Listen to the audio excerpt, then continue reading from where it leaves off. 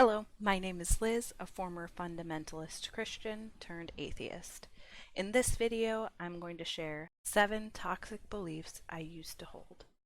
Number 1, I was raised to believe that my husband would have wandering eyes if I didn't stay in shape, I didn't do my hair and makeup every day, I didn't dress flatteringly, I didn't cater to his every need and whim, keep the house immaculately clean, and to cook every meal. In fact, a little bit before my wedding, my mom mentioned to me that I had put on weight. It was COVID pandemic weight that I still have and haven't been able to get off yet. She mentioned that she had noticed that I had put on weight and that I needed to be more active and eat healthier because I didn't want to be the woman whose husband's eyes were wandering elsewhere. I can remember sermons from pastors' wives. I distinctly remember one saying that one time when she was bending over and she saw her fat rolls, she realized that's not attractive to my husband, and that inspired her to lose weight. And so now she was preaching to all of us about how to be healthier and lose weight so we could also please our husbands or future husbands.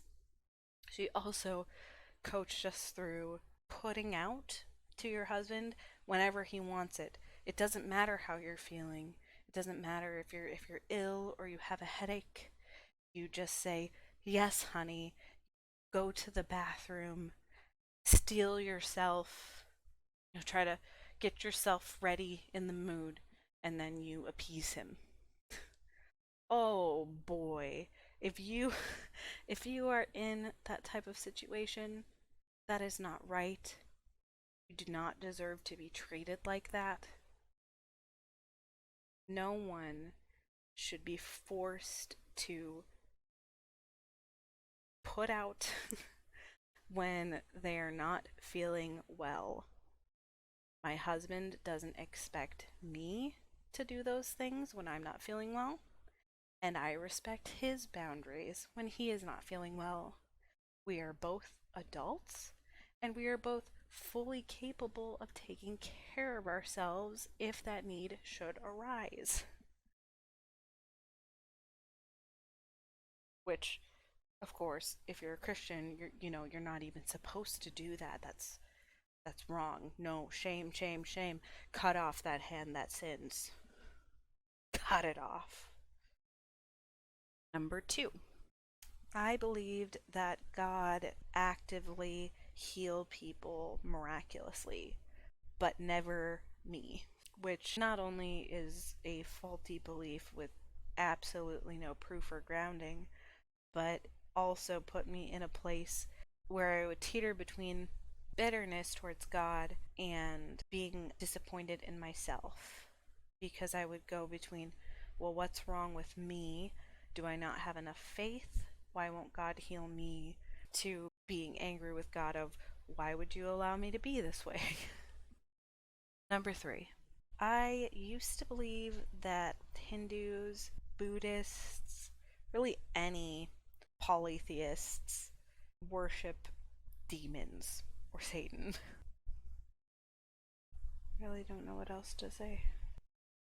Number 4, I believed that people who were homosexual or trans should be celibate in order to please the Lord. Now, I was in a little bit of a different camp from your average fundamentalist Christian. I was not in favor of conversion camps. I did not think that people were necessarily healed of being gay. I did believe that people could be born that way. I saw it in the same light as how some people have a genetic proclivity to alcoholism or addictive behaviors, which it's just so toxic. And so I thought for these people, in order to honor the Lord, that they should be celibate. They should not engage in any sexual behavior that was displeasing to the Lord. which for me as a bisexual would be, well, I can consider and pursue relationships with men, but not women, because that's not holy.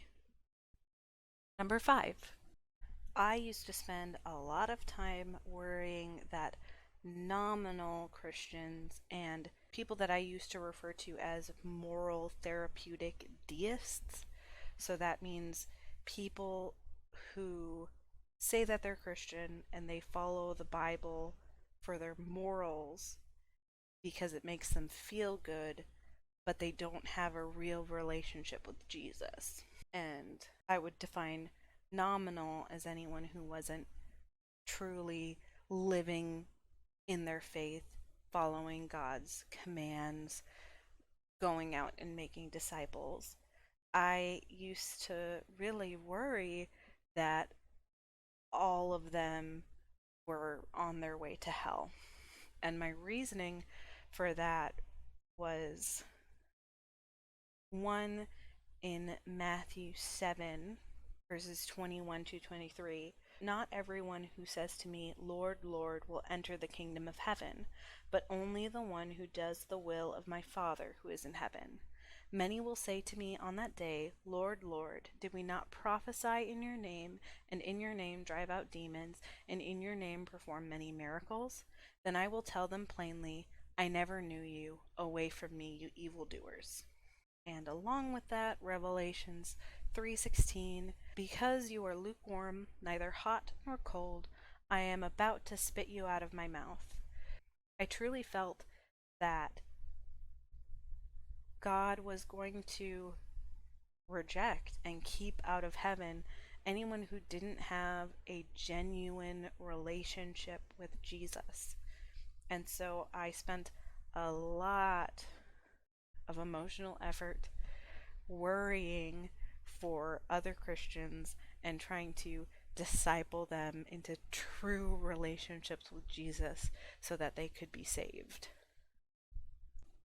Number 6, I used to think that my father was a good, healthy authority figure.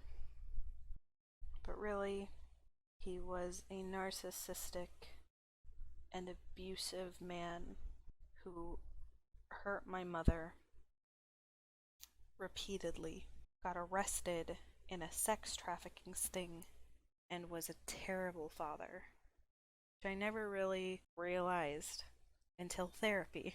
I went into therapy thinking that my parents were great, that I had a very normal childhood, and little by little it became very clear that my upbringing was not normal, that my relationship with my parents was not healthy, the relationship my parents had were not healthy, and that both of my parents had very severe problems mentally that they must be dealing with and working through.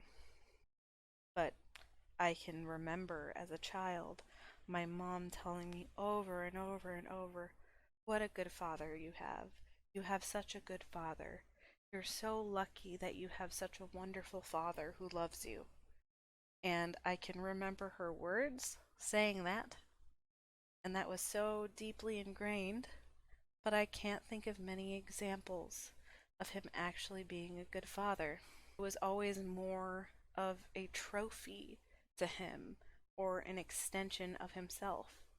Anytime he would talk about me to others or mention me to others, it was always as his accomplishment of how great I was and how I took after him in such a way, which I don't.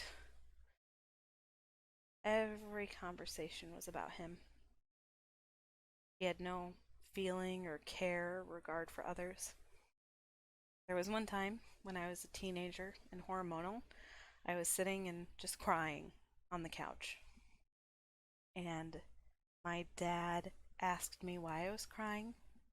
I told him it was nothing, it's just because I'm a woman. And he gave some suggestions on how to fix it. And I explained to him again that I'm not really crying for any reason. My hormones are just crazy, and so I don't have control over that right now. I'm not logically upset about anything. I'm just a teenager. And he then yelled at me, told me how disrespectful I was for not using his genius advice, and ordered me to my room. And then I had something to really cry about. Number 7, I thought that if people were not giving to missions or participating it in themselves, that they didn't care, which was extremely frustrating to me because it was what I had dedicated my entire life to. And so it used to repeatedly break my heart when other people didn't seem invested or didn't seem to care about reaching the lost. And so those are some of the toxic beliefs I used to hold. Thank you so much for taking the time to watch this video. It really means a lot, and I appreciate you.